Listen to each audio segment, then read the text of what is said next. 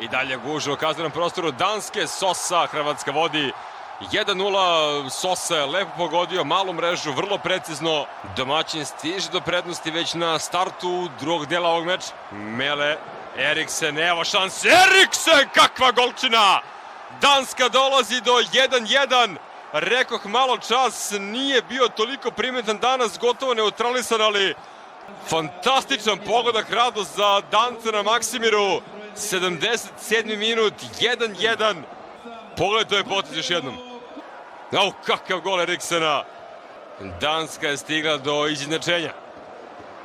Majer uzvraća Majer. Uzvraća Majer na drugoj strani. Hrvatska ponovo vodi. Samo kratko je Danska imala remi u džepu na Maksimiru. Lovro Majer iz prvog udarca ka golu protivnika postiže gol.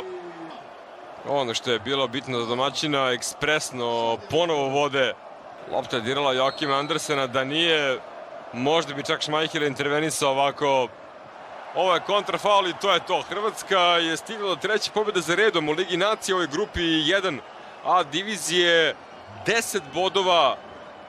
Prvo mesto na tabeli pred posljednje kolo. Danska ostaje na 9. I Hrvatska, ako pobedi Austriju, sigurno je prva, igraće na Final Fouru, ali Danska, koja još jedina može biti prva, igra protiv Francuske, neće biti lako, tako da Hrvatskoj možda bude odgovarao i remi, čak u nekoj varijanti naravno i poraz ako izgubi, i selekcija Danske od Francuske.